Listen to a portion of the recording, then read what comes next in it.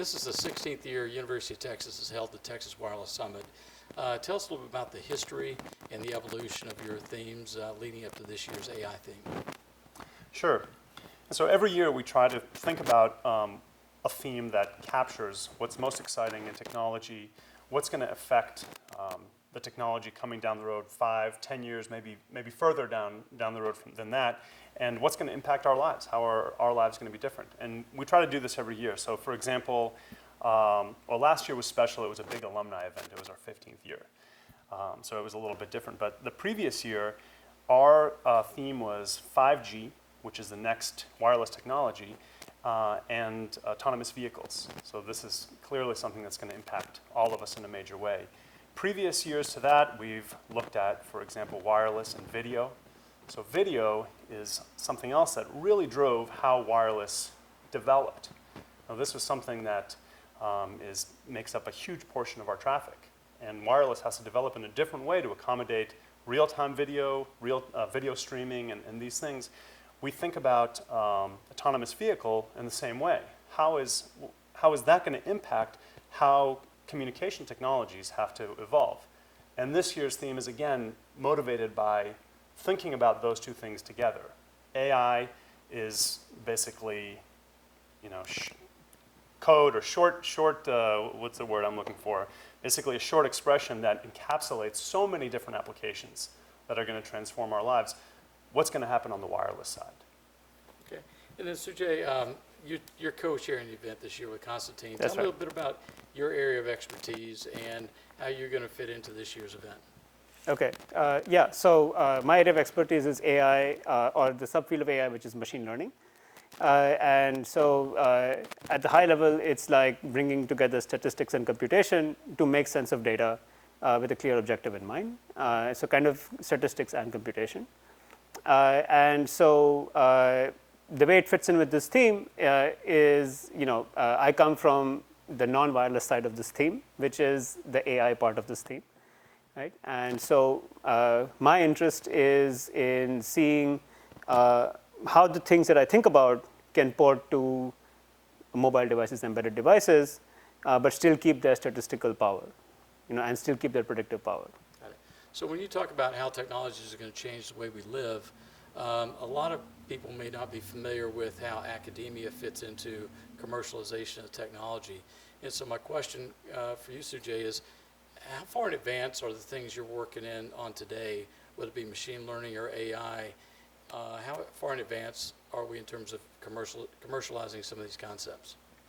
Yeah. So speaking personally in terms of my research, or I guess both our research, it spans the spectrum. There are obviously some things we do which will take a while to see the light of day, and there are other things we do which are applicable right now. So for example, one of the projects I'm working on is how do you do image labeling, image classification, which is one of these aha moments in AI that's happened recently, that now AI systems can look at a photo and see that there's a bunny in there, right? And this we could not do so well, say 2 years to even 3 years ago, right? So this kind of aha moment needs a lot of human effort to train such a system, right? And can we lessen the human effort, right? So this is something which we've been working on, right? Which is that you have bad data, you have lazy humans doing it, and you can still build a good system from bad data, right? So this is something which can see the light of day a couple years from now, and there are other things which will take a longer time to see effect. So it spans the spectrum. Hey, Constantine, what's your area of expertise, and maybe answer the same question from your point of view? Yeah, sure. Well, I work in, from a high level, I work in similar area. I'm interested in artificial intelligence, computational aspects of that. I'm also really interested in what the interactions are with wireless and networking, and I've worked with a lot of my colleagues in the WNCG at UT Austin to think about how ideas and techniques from data-driven thinking can really improve how a wireless system is configured, how it operates, how it runs, how it corrects for flaws or faults. And this is, going back to the Wireless Summit, this is one of the themes that we're hoping that our speakers and panelists are going to explore. So they're going to tell us not only how wireless is going to develop in order to accommodate future AI applications. And there's so many of those. Healthcare, virtual reality, autonomous driving, of course, is a big AI application.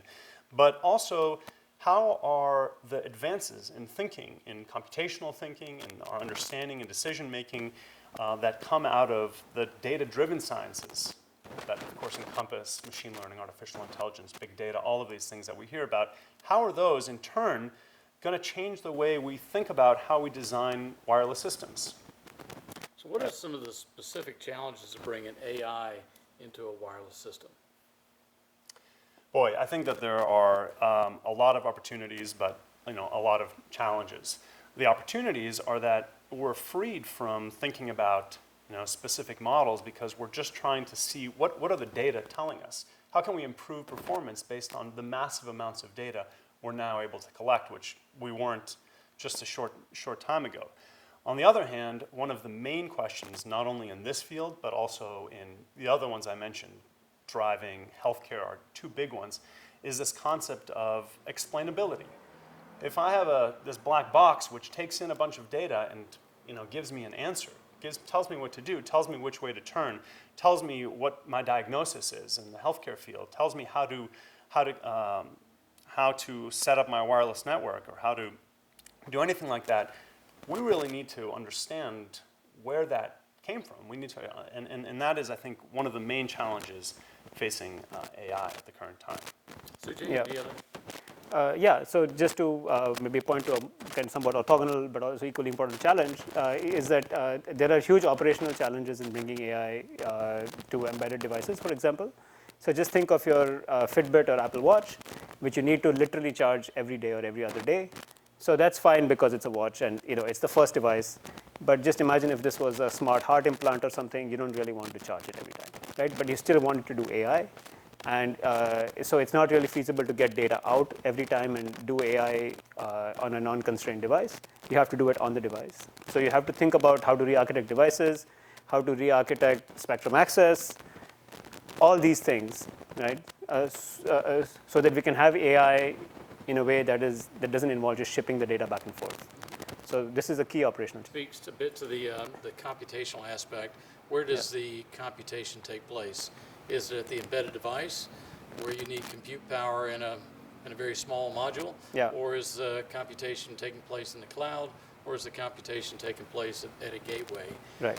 In terms of the conference this year, can you talk a little bit about the system, and when you look at AI and wireless networks, are you going to focus on one area in particular, whether it be the RF side, the edge, or the cloud?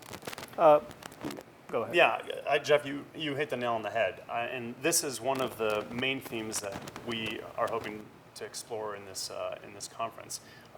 Basically, where does computation take place? And there are the trade-offs that Sujay was mentioning. Communication is expensive, but there are also other questions of who owns the data. So there's ethical considerations, privacy considerations, and what, in our view, this is really pushing towards is that edge computation is going to be increasingly important. And that has implications for where the data reside and, of course, which part of the computation. It's not an all or nothing kind of thing, especially when we think about these really data-intensive and computationally intensive applications like augmented reality, virtual reality. It may not be that all of the computation happens on the cloud or all of the computation happens on the edge. It could be something in between that encompasses all of the things you mentioned. Cloud meaning servers, but maybe also something intermediate. And I think that this is a really important question that also really interfaces with what the wireless side and the communication side is going to do. Yeah. In the context of this year's conference, for example, one of our keynotes is Rajiv Laroya, who was the founder of Flareon, which was this big wireless company that got bought by Qualcomm. And so, he was one of the pioneers of OFDM. And if you look back, it's now clear that they were re-architecting wireless for video, right? And for like hugely data-intensive applications that were coming down the pike at that time, right? And now he is, so he's no longer with Qualcomm or Flarion. He has founded his own company called Light, which makes this 16-17 lens camera, but whose form factor is that of a mobile device, right? So just think of the entire back of your mobile phone being covered with lenses, and what can you do with this, right? So he spans the spectrum from being able to re-architect a wireless system to needing to do AI on the mobile device, right? So he kind of spans the spectrum, and so he should give us good insight on both aspects. Our other keynote is Thad Starner, who is the lead for Google Glass, and that's another device which records a huge amount of data.